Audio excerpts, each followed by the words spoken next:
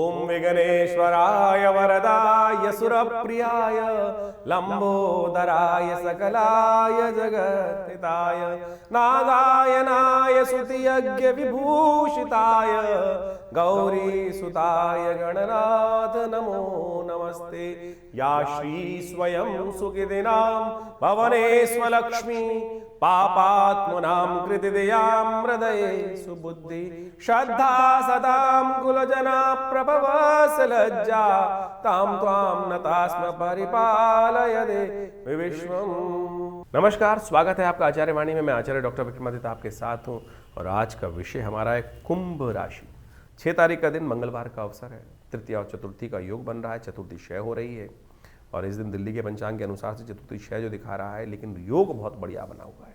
अंगारक चतुर्थी का योग बना हुआ है, चंद्रमावी परिवर्तन का योग बना रहा है जो आपके लिए नई एनर्जी को लाने की योग बना रहा है। दिन आरंभ हल्का दिखाई देता है, लेकिन जैसे जैसे दिन आगे बढ़ेगा तो पॉजिटिव एनर्जी विचार आपको आपकी उस भावना को बगा चढ़ा सकते हैं, यानी पॉजिटिव हो सकता है। ग्रहों का दिन ये आपके लिए बहुत पॉजिटिव योग बना रहा है। चीज़ें आपके फेवर में जाने के योग बन सकते हैं, आपकी मेहनत से, किसी और की कारण से नहीं, आपकी अपनी मेहनत से, आपके मन के पॉजिटिव होने के कारण से। अंगारक चतुर्थी का योग है। मंगल देखिए इन दिनों आपकी राशि के सबसे इंपॉर्टेंट भावों के मालिक है, सफलता के मालिक है और आपकी राशि पुरुषार्थ के मालिक है। चल रहे हैं अस्त, शुक्र के साथ अस्त चल रहे हैं, तो ऐसे में आवश्यकता है इनको ताकत देने की। और अभी 4 महीने यही खेल चलना है मंगल का। और ये अंगारक चतुर्थी का योग बड़े शिष्ट काल में बना है। आपको अपने लिए इस समय का उपयोग करना चाहिए। कहा जाता है अंगारक चतुर्थी के दिन जो हनुमान जी का यज्ञ, मंगल का यज्ञ कर लेता है, उसके मंगल के तमाम दोष, मांगलिक दोष तक का निवारण इस अंगारक योग में हो जाता है। साल में 1-2 बार योग बनता है, वर्ष के आरंभ काल में बन गया है कि ईश्वर प्रेरणा से कहीं ना कहीं स्थिति आपके लिए अनुकूल है, तो आपको इसको उपयोग करने का प्रयास करना चाहिए। हनुमान जी का सुंदर स्तवन करें, सुंदर कांड का पाठ करें। विवेकानंद योगाश्रम में बड़े कार्यक्रम रखे गए हैं इस दिन, तो आपको उसका लाभ लेने का प्रयास करना चाहिए। मंगल इन दिनों अस्त चल रहे हैं, इस बात समझें। और मंगल अष्ट चलने के कारण से क्या होता है कि मंगल की शक्ति कुंडली में कई प्रकार की स्थिति को नेगेटिव उत्पन्न कर देती है और चीज़ों को फेवर में नहीं आने देती है। और ये मंगल का नेगेटिव प्रभाव जो है, ये लगातार अभी कुछ दिन आपको परेशान करने वाला है, तो इसका उपाय आपको लगातार करने की ज़रूरत है। और ये आपको विशेष तौर पे समझने की आवश्यकता है, क्योंकि मंगल का अस्त होने का प्रभाव जो है बहुत ही विशेष होता है। तो ऐसे में स्थिति को ठीक करने का आपको लगातार प्रयास करना चाहिए। देव योग से इस दिन मंगलवार भी पड़ रहा है और साथ साथ इन दिनों इस दिन विशेष तौर पे क्या बन रहा है, चतुर्थी का योग भी बन रहा है। तो अंगारक चतुर्थी का योग बन गया और माघ महीने में अंगारक चतुर्थी का योग बड़ा संपूर्ण रूप से मंगल के समस्त कष्टों को दूर करने का योग बना सकता है। ऐसे में हमने विवेकानंद योगाश्रम में इस शुभ योग को समझते हुए एक दिव्य कार्यक्रम रखा। वैसे तो हर मंगलवार पर सुंदरकांड चलते ही हैं, और हमने आपको पहले ही बताया है कि मंगल का अस्त चलने से क्या होता है कि कई बार समस्याएं उत्पन्न हो जाती हैं। हिम्मत का प्रभाव, पौरुष का प्रभाव और साथ साथ पुरुषार्थ का ग्रह माना जाता है, साहस का प्रतीक माना जाता है। और जब सब कुछ ग्रह अच्छे चलते हुए भी अगर वो ठीक नहीं चल रहा है, पुरुषार्थ नहीं कर रहा है, मंगल अस्त चल रहा है, तो क्या होगा, बहुत सारे कर्म विघ्न आने के योग बनेंगे। तो ऐसे में उपयोग करें हनुमान जी का, सुंदरकांड का पाठ करें। हमने लगातार प्रयास किया कि जब तक ये मंगल अस्त रहे तो हम लगातार लोगों को साथ जोड़कर सुंदरकांड का पाठ करें, हनुमान जी का यज्ञ करें और साथ साथ मंगल ग्रह शांति महायज्ञ रखें। तो उसी श्रृंखला में 6 तारीख को विवेकानंद योगाश्रम में एक दिव्य कार्यक्रम रखा गया है, जिसमें सुंदरकांड का पाठ भी रहेगा और साथ साथ वर्ष का पहला मंगलवार पड़ रहा है। समस्त कष्टों को दूर करने के लिए मंगलमय भगवान की प्रार्थना, हनुमान जी की प्रार्थना इस संसार में कहा गया ना। और हनुमान चालीसा में तुलसी बाबा ने लिखा है, और देवता चित्त न धरहि हनुमत से ही सर्व सुख करहि। तो इसलिए इस मंगलवार पर भी आप सुंदर रूप से हमारे आश्रम में होने वाले कार्यक्रम यज्ञ में सम्मिलित हो सकते हैं, सुंदरकांड के पाठ में सम्मिलित हो सकते हैं। आप सबके प्रयास से सुंदर कार्यक्रम रहेगा, सुंदरकांड का पाठ रहेगा, हनुमान जी का स्तवन रहेगा और बहुत सारे कार्यक्रम और भी चलेंगे। तो उन सब में सवा मनी का भोग रहेगा, भंडारा रहेगा। तो आप सब उसमें सादर आमंत्रित है। शाम को 5 बजे से यज्ञ आरंभ होगा और करीब करीब रात के 10 बजे तक ये कार्यक्रम भंडारे के साथ चलेगा। तो यदि आप सम्मिलित रहेंगे तो हमने ये देखा है कि हनुमान जी की सिद्ध मूर्ति जो आचार्य श्री केशव देव जी के द्वारा प्रतिष्ठित है, जिनको सबसे पहली सिद्धि ही हनुमान जी की हुई थी और केवल हनुमान चालीसा से हुई थी। आंख बंद करी और वो बताया नंबर जो सामने वाले ने प्रश्न पूछा और वो उसका निवारण हनुमान जी के मंत्र से ही ऐसे चमत्कारिक सिद्धि प्राप्त हो जाती है। तो आप समझ लें कि इतना सुंदर ये हनुमान जी का सुंदर साबर मंत्र है, कुछ और उल्टा सीधा करने की, लंबा चौड़ा प्रयास करने की ज़रूरत ही नहीं है। तो इस साक्षात सिद्ध मूर्ति के समक्ष हनुमान जी के बैठकर सुंदरकांड का पाठ आप करें, हमारे साथ जुड़ें। अपने नाम से भी करा सकते हैं, उसके लिए पूर्ण व्यवस्था है। आश्रम के जो गतिविधि नंबर चल रहे हैं उन पर संपर्क साध कर आप चीज़ों को जान सकते हैं। कुंभ राशि वालों के लिए 7 जनवरी का दिन, बुधवार का दिन, ग्रहों का योगा योग जो लेकर आया है, जान लीजिए ये दिन आपके लिए बड़ा अनुकूल दिखाई देता है। नई एनर्जी आपके अंदर अच्छी रहेगी, उस एनर्जी को यूटिलाइज करने की आवश्यकता है। चीज़ों को बहुत अच्छे से आप समझ रहे हैं, उस पर बस मेहनत करने की ज़रूरत है। लेकिन राहु महाराज आपकी राशि में इन दिनों जहाँ चल रहे हैं, वो आपकी राशि के दृष्टिकोण से सही सोच नहीं दे पा रहे हैं। वो कहीं ना कहीं अच्छी चीज़ में भी कहीं ना कहीं आते हुए भी उसको इग्नोर करने के योग बनाते हैं। अंधकार का वातावरण इसी प्रकार का होता है। तो आपको लगातार राहु का को जो है उपचार करने की ज़रूरत है। और राहु का उपचार जो होता है आपकी राशि के दृष्टिकोण से हम बता देते हैं, आपको अवश्य करने का प्रयास करना चाहिए। शाम के समय एक काम कर लीजिए, कभी कभी ये उपाय अवश्य कर लीजिए, क्योंकि 2026 में राहु का खेल पूरे वर्ष इसी प्रकार का रहने वाला है कि जो बनी बनाई काम को खराब करने के योग देगा। तो आप एक काम किया कीजिए, कभी कभी शाम के समय आप एक उपाय कर दिया कीजिए। शाम के समय नारियल, जो पूजा वाले नारियल होते हैं, चलते पानी में प्रवाहित कर दिया कीजिए शाम के समय, सूर्यास्त के आसपास। ये उपाय यदि कर लेंगे तो ये चीज़ें बड़ी अनुकूलता के साथ आपको प्राप्त कराएंगी। राहु का नेगेटिव प्रभाव भी ठीक होगा, दिन आपके लिए पॉजिटिव है, उसका लाभ लेने का आपको प्रयास करना चाहिए। 8 तारीख बृहस्पतिवार का अवसर, षष्ठी तिथि विद्यमान है और ग्रह नक्षत्रों के दृष्टिकोण से ग्रहों का योगा योग देखिए महत्वपूर्ण परिवर्तन के दिन, पॉजिटिव पूरी तरह से रहने के योग लेकर आया है। उस पॉजिटिविटी का उपयोग आप करके काम करोगे तो अच्छा रहेगा। नेगेटिव लोगों के साथ रहोगे तो नेगेटिव, पॉजिटिव लोगों के साथ रहोगे तो पॉजिटिव रिजल्ट प्राप्त करने के योग बनेंगे। इन दिनों ग्रहों का खेल आपका ऐसे ही चल रहा है, क्योंकि शनि की 7.5 चल रही है। तो ऐसे में इसका उपाय करने की ज़रूरत है। बृहस्पति के निमित्त पीली चीज़ों का दान करने का प्रयास करें। थोड़ा सा हल्दी वाले जल से स्नान करने का प्रयास कीजिए, ये बहुत अनुकूलता रहेगी। शाम के समय थोड़ा सा कहीं ना कहीं शाम का समय परिवर्तन की तरफ जाएगा। इमोशनल पॉइंट ऑफ व्यू से थोड़ा सा कहीं ना कहीं वीक दिखाई देता है, थोड़ा सा philosophical emotional point of view से कहीं ना कहीं तो आप ट्रैप में फंसते दिखाई दे रहे हैं। तो ये उपाय अवश्य करना चाहिए आपको। 9 तारीख का दिन, शुक्रवार का अवसर है, सप्तमी तिथि विद्यमान है। और ये ग्रह नक्षत्रों के दृष्टिकोण से देखिए इन दिनों सूर्य ने आपकी राशि के दृष्टिकोण से देखिए शुक्र को, मंगल को, सबको अस्त कर रखा है, बुध को भी फंसा रखा है। और ऐसे में ग्रह योग को लिए आपको खासतौर पर सूर्य को शक्ति देने की आवश्यकता है। ये वर्ष सूर्य का ही तो है, देखिए मानिए। और सूर्य का चल रहे हैं आरंभ में कमजोर अवस्था में। तो माघ के महीने में सप्तमी तिथि जो है इस बार जो है मकर संक्रांति से पहले ही पड़ गई है। तो कोशिश ये करें सूर्य के निमित्त कुछ ना कुछ दान करने का प्रयास कीजिए, तिल का दान करने का प्रयास कीजिए, आपके पॉजिटिव रहेंगे। सूर्य को तिल डालकर ही अर्घ देने का प्रयास कीजिए। स्नान इत्यादि जो करें वो तिल के पानी से करने का प्रयास करें, देखिएगा इससे सूर्य की शक्ति को प्राप्त करने के योग बनेंगे। सर्व सप्तमी कहा जाता है इस तिथि को, जो माघ के कृष्ण पक्ष की सप्तमी होती है, सूर्य को बल देने के लिए, इच्छा को पूर्ण करने का योग बनाती है, जो पौराणिक मत में कहा गया है। हिमाद्री इत्यादि ग्रंथों में इसका बड़ा उल्लेख लिखा है। तो आपको अवश्य इसका सहारा लेने का प्रयास करना चाहिए। ध्यान रखना इस दिन भद्रा है, नए कार्यों में हाथ मत डालें, अच्छा रहेगा आपके लिए। 10 तारीख का दिन, शनिवार का अवसर है, अष्टमी तिथि विद्यमान है। आपकी राशि के दृष्टिकोण से धनयोग बनकर तैयार हो रहा है। जी हाँ, पॉजिटिव रिजल्ट देने वाला ग्रह आपके लिए पूरी तरह से दे रहा है रास्ता आपको, और जो आपको कह रहा है कि भक्ति भाव से लाभ प्राप्ति के योग बन सकते हैं। राहु इन दिनों आपको भक्ति से विमुख कर रहा है। शनि आपको 7.5 के कारण से इस वक्त भक्ति से, सरलता से दूर ले जा रहा है। सरलता गई तो आप मान के चलना कहीं ना कहीं दुर्भाग्य का उदय होगा।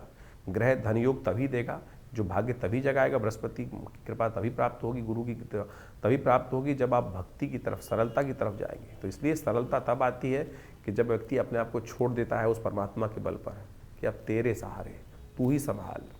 छोड़ के तो देखो, कम से कम ये दिन तो कम से कम आने वाले 2-3 दिन ऐसे हैं वो अपने सहारे को आपसे हटने नहीं देगा। तो ज्योतिष के दृष्टिकोण से आपने ग्रहों का प्रभाव समझा। माघ का महीना इस बार आरंभ हो रहा है, साथ में नव वर्ष भी आरंभ हो रहा है। 2026 सूर्य का वर्ष है, जिसका नंबर 1 आता है और ये वर्चस्व को स्थापित करने वाला नंबर है। अजीब से एक होड़ पूरे संसार में व्याप्त होने वाली है कि मैं बड़ा, और ये अभिमान की लड़ाई, जिस प्रकार सूर्य जो होते हैं ना वो तेज के मालिक है। और हर व्यक्ति के अंदर सूर्य जो है आध्यात्मिक तौर पे भी और सांसारिक तौर पे भी व्यक्ति को आगे बढ़ाने का योग बनाते हैं। जिनकी जन्मपत्री में सूर्य बहुत अच्छे अंशों में है, उनका स्वामित्व बढ़ने के लिए और साथ साथ स्वाभिमान बढ़ने के लिए अच्छा सा योग, जीवन में वर्चस्व कीर्ति बढ़ने के अच्छे योग इस सूर्य के वर्ष में बनने के योग दिखाई देते हैं। और जिन जिन के सूर्य या तो पाप ग्रह से ग्रसित हैं, या पाप कर्तृ योग में फंसे हुए हैं, या अशुभ स्थिति में जन्मपत्री में हैं, ऐसे व्यक्तियों के लिए जीवन में इस समय में ध्यान रखना पड़ेगा। कीर्ति में दाग लगने के योग बन सकते हैं, क्योंकि सूर्य आपकी कुंडली के अनुसार से, अब ये समझें कि सूर्य आपकी कुंडली के अनुसार से ही कार्य करेगा। सूर्य में जिस प्रकार का प्रभाव है, देखिए अब गोचर के दृष्टिकोण से सूर्य तो का जो वर्ष जो है वो हर एक के लिए है, लेकिन अब आपका जो खेत है वो किस प्रकार का है, जिस प्रकार का बीज उसमें उत्पन्न होगा तो वैसे ही प्रभाव, बीज डलेगा वैसे ही प्रभाव उत्पन्न करेंगे। तो अब आपके जीवन में, आपकी जन्मपत्री में किस प्रकार का सूर्य कॉम्बिनेशन बना रहा है, नवांश इत्यादि में शुद्ध है कि नहीं है, कहीं पाप कर्तृ योग में फंसा हुआ है, अशुभ ग्रहों के साथ में है, तो उसका प्रभाव भी वैसा ही होने के योग दिखाई देते हैं। ऐसे में सूर्य के उपाय को आपको लगातार करते रहने का प्रयास करना चाहिए। और हमारा भाग्य जो बनता है ना, वो विशेष तौर पे बनता है इस समय में आपके कर्म के अनुसार से, और कर्म को सुदृढ़ करने की आवश्यकता है। ये 2026 का जो वर्ष है, ये विशेष तौर पे ऐसे योगा योग को लेके उपस्थित हो रहा है कि 9 ग्रहों में से 8 ग्रह इस 2026 में परिवर्तन का योग बनाएंगे। देर सवेर बहुत सारे ग्रहों में भयानक उठापटक होने के योग बनते दिखाई देंगे। शनि महाराज को छोड़ के बाकी सब ग्रह राशि परिवर्तन का योग भी बना रहे हैं। और आप मान लीजिए कि जैसा शनि ने पिछले साल योग बनाया, उठापटक का योग बनाया, कई प्रकार के विघ्न भी जीवन में उपस्थित करने के योग बनाए, और ऐसे ग्रहों की अवस्था में परिवर्तन के अनुसार से आप समझें कुछ योग ऐसे भी बनते दिखाई दे रहे हैं जो कहीं ना कहीं उत्पात को दर्शाते हैं। क्योंकि मंगल इस कुंडली इस बार जो है, इस वर्ष में यदि हम देखें तो ग्रहों के अनुसार से आरंभ में तो अस्त चलेगा, फिर कई बार ऐसे योग भी बनेंगे ग्रहों के साथ साथ विभिन्न ग्रहों के, जो कुछ ना कुछ आपत्ति के योग भी बनाता है, कुछ विपत्ति के योग भी बनाता है, कुछ ना कहीं आकाशीय दुर्घटनाओं के योग भी बनाता दिखाई दे रहा है, और कुछ नए फ्रंट, युद्ध के नए मैदान भी खुलते दिखाई देंगे। क्योंकि सूर्य का वर्ष है, और सूर्य के वर्ष में जिस प्रकार से ग्रहों का योगा योग बन रहा है, वो कहीं ना कहीं ऐसा दिखाई देगा कि अपने आप को हर व्यक्ति बड़ा दिखाने के लिए, सामने वाले को छोटा दिखाने के लिए, सामने वाले को अस्त करने के लिए, क्योंकि सूर्य का प्रभाव ऐसा होता है कि जो सामने वाले को किसी भी प्रकार से अस्त करने का योग ही बनाता है। ज्योतिष के दृष्टिकोण से देखें तो सूर्य जिस भी ग्रह के साथ बैठते हैं उसको अस्त करने का योग बना देते हैं, उसको दिखाई नहीं देता है, वो ग्रह लोप हो जाता है। तो उसी प्रकार का प्रभाव मनोमस्तिष्क में छाने के योग दिखाई देते हैं। तो ऐसा योग चाहे राजनीतिक हो, चाहे वो सामाजिक तौर पर हो, तो एक दुराग्रह के तौर पे भी इसका प्रभाव संसार में पड़ता दिखाई दे रहा है। तो ऐसे में खासतौर पे जो शनि राहु के योग इस बार बनते दिखाई दे रहे हैं, वो कहीं ना कहीं थोड़ा सा बिल्कुल आसपास ही ग्रहों का योगा योग दिखाई देता है। शनि महाराज को देखें और राहु के साथ देखें तो बहुत पास पास स्थिति चल रही है ग्रहों की इस वर्ष में। तो ऐसे में कुछ खास उपाय आपको करने की आवश्यकता है। वर्ष के आरंभ में बड़ा देव योग बना है, जिसको माघ का महीना कहा जाता है। शास्त्र में एक मंत्र आया है, काशीवासी निवासी च काल भैरव पूजनम प्रयागे माघ मासी च बिल्वपत्रम शिवार्पणम। ये जो माघ का महीना है, माघ का स्नान जो है, वो अपने आप में एक बहुत सुंदर रूप से शास्त्र में वर्णित किया गया है। इसीलिए भारतीय संस्कृति में माघ के महीने में मेला लगता है, गंगा स्नान का पुण्य बनाता है, भगवान शंकर का विशेष पूजन करने का योग बनता है। और कहा जाता है कि ऐसे में भगवान शंकर को यदि बिल्वपत्र अर्पित कर दें, काशीवासी निवासी च काल भैरव पूजनम प्रयागे माघ मासे च बिल्वपत्रम शिवार्पणम अखंडैव बिल्वपत्र च, एक बिल्वपत्र भी यदि भगवान को सुंदर रूप से हम अर्पित कर दें इस माघ के महीने में, और नित्यपति यदि योग बना लें भगवान को सुंदर स्नान कराने के बाद, क्योंकि शास्त्र कहता है भावी मेट सके त्रिपुरारी, इन संसार में जो समस्त कष्ट हैं वो भगवान शंकर की प्रार्थना से ही दूर होते हैं। और जिन जिन ने भगवान शंकर की प्रार्थना जब जब जैसे जैसे कई असंभव को संभव करके दिखाया, विभिन्न प्रकार की आपत्तियों को जीवन से दूर, चाहे वो स्वास्थ्य संबंधी समस्याएं हों, चाहे वो किसी भी प्रकार की समस्या हों, भोलेनाथ का आशीर्वाद जब मिल जाता है, तो इसलिए इस समय में विभिन्न प्रकार के जो योग बने उनका हमको प्रयास करना चाहिए, लाभ लेना चाहिए। भगवान शंकर पत्रम पुष्पम फलम तो यम, जल से ही प्रसन्न हो जाते हैं। तो इस यानी जल से भी पत्र पुष्प बेलपत्र फूल जो है संसार में किसी और को नहीं चढ़ता है, सामान सब भगवान शंकर को चढ़ा देते हैं। यानी कांटे वाला भी, आँख भी, सब प्रकार से भगवान शंकर को चढ़ा दिया जाता है और वो उसी से प्रसन्न हो जाते हैं, अवगढ़दानी भगवान। तो ये सुंदर माघ का महीना जो है, भगवान का के नाम से स्नान करें और उनका डुबकी लगाएं, तीर्थों में जाकर कुछ पूजा पाठ कर लें और भगवान को बिल्वपत्र देखिए माघ का महीना, एक बात समझें, ये माघ का जो फागुन का महीना होता है, ऐसे में जो पत्ते हैं ना वो भी छिद छिद हो जाते हैं। ऐसे में अखंडैव बिल्वपत्रैः च पूजये शिव शंकरम कोटिकन्या महादानम बिल्वपत्रम शिवार्पणम। शास्त्र कहता है कि एक जो अखंड बिल्वपत्र जो किसी प्रकार से टूटा फूटा ना हो, उसमें कोई छेद ना हो, अखंडित हो, तो उसको ओम नमः शिवाय का स्तवन करते हुए भगवान को यदि अर्पित कर दें तो आप सत्य माने बहुत सारे कष्ट जीवन के दूर होने के योग भगवान बना देते हैं। और जितना करोड़ों कन्याओं को दान करने के का पुण्य मिलता है, वैसा ही पुण्य केवल एक बिल्वपत्र से प्राप्त हो जाता है भगवान को अर्पित करने से। तो इसलिए ये सुंदर माघ के महीने में इतना छोटा सा प्रयोग जो शास्त्र में वर्णित है उसको करने का प्रयास करें। और इस समय में बहुत सारे योग बनेंगे। ये जो नववर्ष आरंभ हो रहा है, बहुत कुछ नया आपके लिए आया है लेकर। आप समझ लीजिए आपके जीवन में क्या कुछ घटनाएं घटने के योग हैं। ग्रहों का गोचर का प्रभाव के साथ साथ आपकी जन्मपत्री के अनुसार से किस प्रकार के योग बन रहे हैं। कई बार हमारे बहुत सारे प्रश्न आते हैं लोगों के, और उस प्रश्नों को हम लिख के भी भेजते हैं, जवाब भी दिलवाते हैं कि अब गोचर में हमने आपका जन्मपत्र जो राशि के अनुसार से, योग के अनुसार से, नक्षत्रों के अनुसार से आपके प्रभाव को समझा और बताया किस प्रकार का प्रभाव है। बहुत सारे लोग कहते हैं कि ये नहीं घट रहा है, तो आपको समझना पड़ेगा क्यों नहीं घट रहा है। कहीं आपकी दशाएं तो फर्क नहीं है, कुछ ना कुछ दशाओं में कुछ दिक्कत आ रही हो, जन्मपत्री में कुछ मूलभूत कारण हो, कब आपका भाग्य जागने लिखा है, कब आपके जीवन, हम लगे जा रहे हैं जीवन में, मेहनत करे जा रहे हैं, लेकिन भाग्य नहीं जाग रहा है। कारण क्या है? समय कब आने वाला है? वो समय कब आएगा जो हमारे मानसिक तौर पर हमको संतुष्टि देने का योग बनाएगा। और वो ज्योतिष के दृष्टिकोण से, ज्योतिष के ज्ञान से, ज्योतिष जिसको कहा जाता है ना, वो दिव्य ज्ञान, वो रोशनी देने वाला ज्ञान, वो रास्ता निर्द्वंद भाव से रोशनी प्रकाश को देने वाला ज्ञान जो है, वो प्रकाश जो है वो देने वाला जो ज्ञान है ना, प्रकाश नेत्रों से, ज्योतिष वेद के अंदर कहा गया है कि ज्योतिष संज्ञा नेत्र की है। तो इस बात को हम समझें तो दिव्य ज्योति जो है वो ज्योतिषी है, जो विज्ञान जो है, जो आपको दिखा सकता है कि भाई कौन सा रास्ता अंधकार को जो प्रकाश के अंदर परिवर्तन करने का, अज्ञान से ज्ञान यानी भविष्य को ज्ञान का जो प्रकाश है वो भी दिखा दे, तो वो ज्योतिष विज्ञान है। उसकी सहस्त्रों शाखाएं हम गोचर के माध्यम से, बहुत सारे और के माध्यम से आप सबके समक्ष उन सब गणनाओं को इसके माध्यम से, अपने इस आचार्यवाणी चैनल के माध्यम से रखते हैं, बताते हैं, और उनको समझना चाहिए। और जो जो जीवन में घटनाएं हैं उनका पूर्वाभास भी सही होता है। पिछले वर्ष हमने बहुत सारी घटनाओं के बारे में आपको ज्योतिष के दृष्टिकोण से जो बनता है, समय समय पर घटने वाली घटनाएं, वो बिल्कुल उसी प्रकार से आपके समक्ष रखी, और बहुत सारे लोगों के प्रश्नों का निदान भी हमने इस कार्यक्रम के माध्यम से देने का प्रयास किया। आप भी अपने प्रश्नों को हमें भेज सकते हैं, व्हाट्सएप के माध्यम से भेज सकते हैं, खुद आके विवेकानंद योगाश्रम में मिल सकते हैं। बहुत सारे कार्यक्रम हर महीने आश्रम पे चलते ही हैं, और उन सब कार्यक्रमों में भी आप जुड़ सकते हैं। हम सब एक बात समझे, कभी विभिन्न ग्रहों के उपायों के चक्कर में फंसते हैं कि भैया उपाय ऐसा कर ले, वैसा कर ले। उपाय सीधा साधा भगवान का स्मरण ही है, भगवान का भजन ही है, और उसमें केवल आपके विश्वास और श्रद्धा और समर्पण की आवश्यकता है, समय के समर्पण की आवश्यकता है। हम लगे हैं जन्म पर कुछ सिर्फ अंगूठियाँ पहनने में, कुछ टोटके कर लेने पे, ये टोटका कर ले, वो टोटका कर ले। सीधा सीधा भगवान का भजन करिए, ना हींग लगे, ना फिटकरी रंग चोका हो। तो आप जो विभिन्न कार्यक्रम के बारे में हम आपको समय समय पर हर रोज़ आपके राशिफल के अनुसार से बताते रहते हैं, पौराणिक ज्योतिष को आपके समक्ष लाने का प्रयास करते हैं। ज्योतिष एक ऐसा विषय है जो विशेष तौर पर पुराण के अनुसार से शास्त्रों में बहुत सुंदर तरीके से विद्यमान बताया गया है, और उसमें उनके जो निदान हैं, टेस्टिमनीज हैं कि क्या किया, किसके जीवन में कैसा कष्ट आया, तो उनका वर्णन जो है हमारे पुराणों में मिलता है, हमारी कथाओं में मिलता है।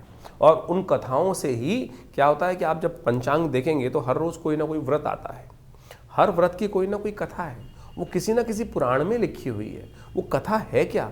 वो कथा जो है वो सत्य कथन है कि उसके जीवन में कैसे कष्ट आया, उसने कौन सा व्रत किया, चाहे चतुर्थी का, चाहे एकादशी का, चाहे पूर्णिमा का, चाहे अमावस्या का, जो जो शास्त्र में वर्णित चीज़ें हैं उनको व्यक्ति ने कैसे कर ठीक किया। लाखों वर्षों से उन सब अनुभवों का जो निष्कर्ष दिया गया है वो पुराणों में दिया गया है।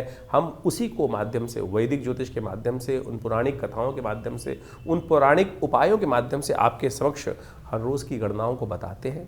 तो इनको केवल कथा मत समझें, कथा के समझ में चक्कर में फंसोगे ना तो विडंबना उत्पन्न होगी आपके जीवन में। ये 2026 बहुत कुछ नया करने आया है। ये समय को यूटिलाइज करने का प्रयास करें। बड़े भाग्य मानुष तन पावा, सोते सोते निकल जाएगा नहीं तो समय। तुरंत समझिए क्या होने वाला है आपके भविष्य में। ज्योतिष के माध्यम से आप समझ सकते हैं और सही दिशा पकड़ सकते हैं। सही दिशा पकड़ लोगे, सही रास्ता पकड़ लोगे तो तुरंत अपने उस लक्ष्य तक पहुंच जाओगे। नहीं तो पृथ्वी गोल है, कोई लंबा रास्ता लेगा, कोई छोटा रास्ता लेगा। अनुभव के माध्यम से गुरु के सानिध्य में रहकर हमको छोटा रास्ता पता चल जाता है, नहीं तो बहुत लंबा पहुंचोगे तो सही लक्ष्य में। आप समझें कि आप पृथ्वी गोल है, हमको इधर चलना शुरू किया, हम इधर से रास्ता छोटा था तो हम यहीं से यहीं छोटे रास्ते पहुंच जाएंगे। नहीं तो पूरा लंबा घूमकर जिंदगी लगाकर फिर उस लक्ष्य में। लक्ष्य हमारे बिल्कुल पड़ोस में बैठा था, लेकिन हम उसको भटकते भटकते कहाँ से कहाँ भटकते रहे। तो इसलिए ज्योतिष के माध्यम से, जो अनादिकाल से हमारे समस्त जितने शास्त्रों के माध्यम से लोगों ने, बुद्धिमान लोगों ने उसका सहारा लिया है, तो आप भी ज्योतिष के माध्यम से हमारे इस संस्थान से जुड़ें। मैं आचार्य डॉक्टर विक्रमादित्य आप सबको नववर्ष की हार्दिक शुभकामना देता हूँ। और ये वर्ष आपके लिए कुछ नया करने के लिए जैसे उद्धृत हो रहा है, न्यूमरोलॉजी के हिसाब से सूर्य का वर्ष है। आप सबके जीवन में सूर्य के समान प्रकाश का सुंदर योग बने और संसार पर आपका वर्चस्व स्थापित हो, ऐसा भगवान की तरफ से आप सबको आशीर्वाद। धन्यवाद, नमस्कार।